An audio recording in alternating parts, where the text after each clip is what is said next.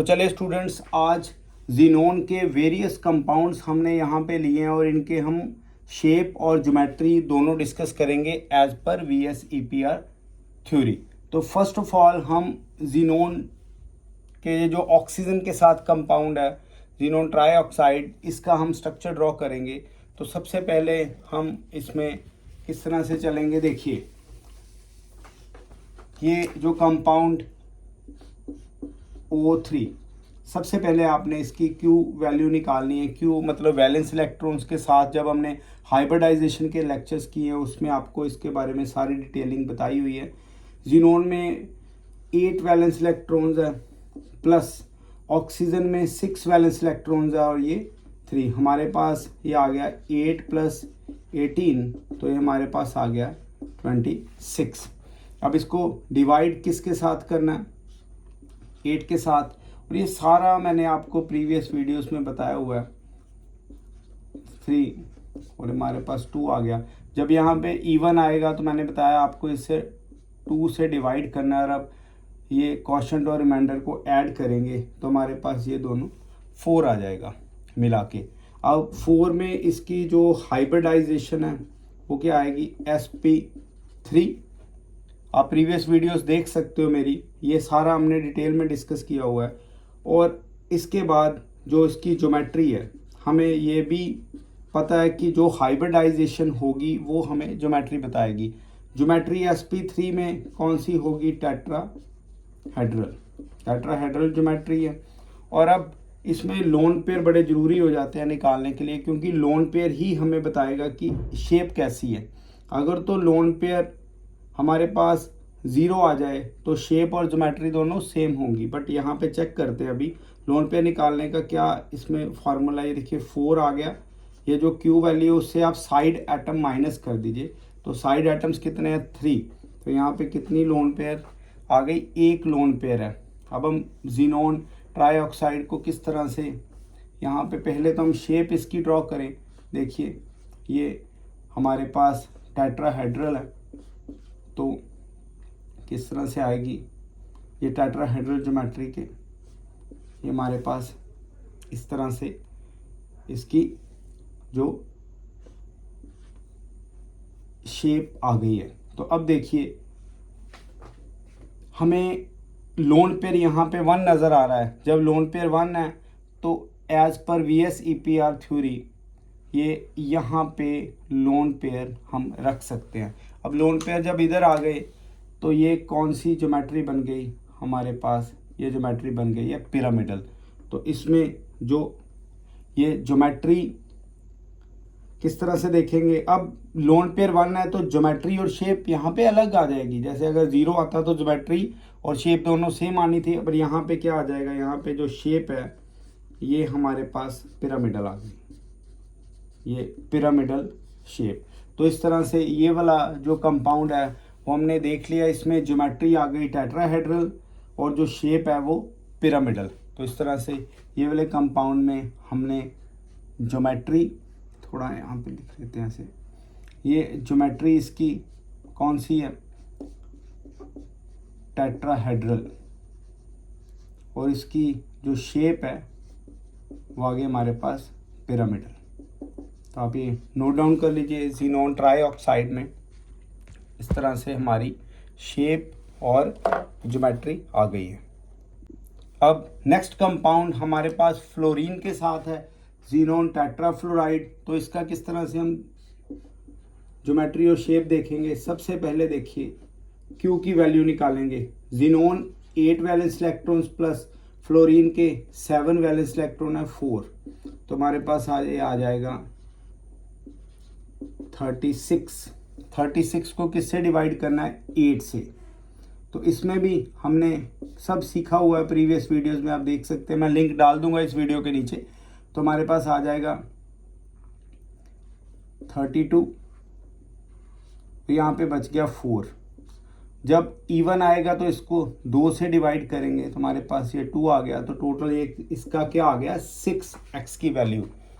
ये जो हमारे पास जीनोन टेट्राफ्लोराइड में ये 6 आ गया, तो 6 के विद रिस्पेक्ट टू हाइब्रिडाइजेशन इसकी क्या आ जाएगी, sp3 D2 sp3 D2 या D2 sp3 दोनों सेम थिंग है।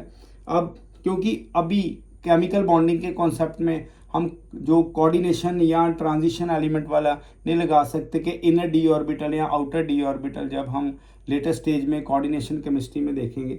अभी आप D2 या D2 इधर भी लगा सकते हैं, चलेगा। ओके, वैसे इसका मतलब ये है कि ये आउटर है, अगर यहाँ पे D2 लगाएंगे तो इनर डी ऑर्बिटल, वो अभी इस +1 के कोर्स में ज़रूरत नहीं है करने की। अब हम लोन पेयर देख लें। लोन पेयर में साइड एटम को माइनस करना है क्यू की वैल्यू से, ये आ गए 2 लोन पेयर्स। पहले हम इसकी जो ज्योमेट्री देख लेंगे। ज्योमेट्री इसकी कौन सी है? ऑक्टाहेड्रल। ये ऑक्टाहेड्रल ज्योमेट्री है। तो ऑक्टाहेड्रल में आप देखिए किस तरह से आएगा। ये आपको मैंने बताया हुआ है वीडियोस में कि आपने पहले क्रॉस करके ये लगाना है। ये ऑक्टाहेड्रल ज्योमेट्री है। अब लोन पेयर 2 है तो आप लोन पेयर इस प्लेन में लगाइए। तो जब हम इस प्लेन में लोन पेयर्स लगाएंगे तो कुछ इस तरह से ये आएगा। ये एक लोन पेयर और ये दूसरा लोन पेयर। तो अब इसकी जो हमारे पास शेप आई है वो आप देखिए, ये बन गया स्क्वायर और ये एक प्लेन में है, तो इसलिए इसका हमारे पास कौन सा शेप है? Square planar. ये स्क्वायर प्लेनर शेप आ गई।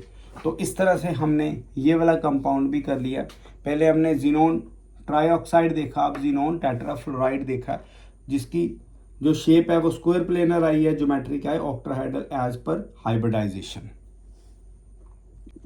Next compound xenon hexafluoride. तो इसमें किस तरह से करना है? क्यू की वैल्यू ज़ीनोन 8 + 7 × 6, तो हमारे पास ये आ जाएगा 50। 50 को 8 से डिवाइड करेंगे तो किस तरह से चलेगा? 48/2। अब ये भी इवन आया तो इसको 2 से डिवाइड करेंगे तो ये 1 आ गया। अब दोनों को अगर हम ऐड करेंगे तो ये आ गया 7। क्यों आ गया 7? अब इसकी हाइब्रिडाइजेशन क्या आएगी?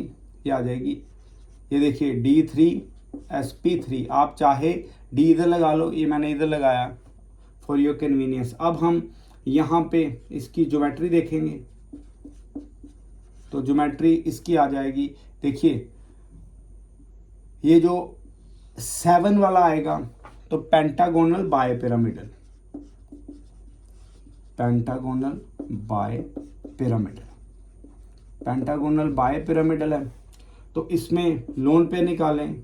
Lone pair 7 - side atom 6, lone pair 1 आ गया। तो इसमें किस तरह से हमने डील करना है? देखिए ये ज़ीनोन 1 2 3 4 5 6 और ये 7। अब ये लोन पेयर 1 है तो हम इसको यहाँ पे लगाएंगे। आप कलर चेंज करके देखिए, यहाँ पे हम इसको इसकी शेप के विद रिस्पेक्ट टू चलने के लिए ये। तो अब ये सभी F लगे हुए 1 2 3 4 5 और 6। तो ये जो पेंटागोनल बायपिरामिडल है ये शेप बन जाएगी डिस्टॉर्टेड, डिस्टॉर्टेड। अब 6 फ्लोराइड्स हैं तो क्या आ जाएगा? Distorted octahedral, distorted octahedral. तो इस तरह से इसकी जो शेप आ गई है वो डिस्टॉर्टेड ऑक्टाहेड्रल है और जो ज्योमेट्री है वो पेंटागोनल बायपिरामिडल। तो इस तरह से हमने ज़ीनोन हेक्साफ्लोराइड की भी ये शेप और ज्योमेट्री दोनों देख ली हैं। अब हम देखेंगे XeO4। ऑक्सीजन और फ्लोरीन के साथ ही ज़ीनोन कंपाउंड बनाएगा। उसके पीछे रीज़न है क्योंकि ये ज़्यादा इलेक्ट्रोनेगेटिव है ऑक्सीजन और फ्लोरीन, और ऑक्सीजन और फ्लोरीन ज़्यादा इलेक्ट्रोनेगेटिव होने के कारण ये ज़ीनोन से इलेक्ट्रॉन जो है वो निकाल पाएंगे, क्योंकि ज़ीनोन की आयनाइजेशन एनर्जी एज पर जो हैलोजन फैमिली है ये नोबल गैसेज हैं। नोबल गैस और ऑक्सीजन जो चैल्कोजन है तो इसमें से इलेक्ट्रॉन निकाले क्योंकि इसकी आयनाइजेशन एनर्जी कम है। जैसे जैसे हम डाउनवर्ड मूव करेंगे तो ज़ीनोन का साइज़ बढ़ेगा और आयनाइजेशन एनर्जी इसकी कम होगी, तभी ऑक्सीजन और फ्लोरीन के साथ ही कंपाउंड बनाएगी। ये नील बेर्थलेट ने हमें कंपाउंड बना के दिए हैं ज़ीनोन के। ओके, अब हम चेक करते हैं जी। ये क्यू की वैल्यू ज़ीनोन 8, ऑक्सीजन 6, 7 × 4। तो हमारे पास ये कितना आ जाएगा? देखिए 14 और ये 28। ये आ गया हमारे पास 42।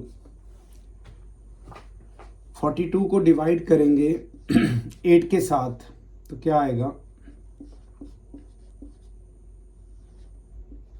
540 डिवाइडेड बाय 2, तो ये भी इवन है तो इसको 1, तो हमारे पास ये आ गया 6 के विद रिस्पेक्ट टू देखें तो हमारे पास जो हाइब्रिडाइजेशन आएगी वो आएगी sp3d2। तो इसकी जो ज्योमेट्री है वो ज्योमेट्री कैसे है, ज्योमेट्री है जी ऑक्टाहेड्रल, और इसके हम लोन पेयर निकाले, लोन पेयर में ये आ गई 6 माइनस साइड एटम कितने हैं 4 F के हैं और एक ऑक्सीजन का तो 5, तो इसमें 1 लोन पेयर। तो कैसे चलेगा देखिए, ये ऑक्टाहेड्रल ज्योमेट्री है और हम यहाँ पे एक लोन पेयर लगाएंगे तो इस जगह पे हम एक लोन पेयर लगाएंगे, तो ये जो हमारे पास शेप निकल के आई है वो देखिएगा, ये तो स्क्वायर है और ये क्या बन रहा है पिरामिड। तो इसकी जो शेप होगी वो होगी स्क्वायर पिरामिडल, स्क्वायर पिरामिडल। तो इस तरह से हमने आज ज़ीनोन के 4 कंपाउंड्स देखे एक ही वीडियो में। तो इस तरह से आप कोई भी ज़ीनोन का जो कंपाउंड है उसकी hybridisation, geometry, lone pair as well as shape को देख सकते हो एज पर valence shell electron pair repulsion theory. तो इसी तरह से आप वीडियोस को देखते रहिए और शेयर करते रहिए।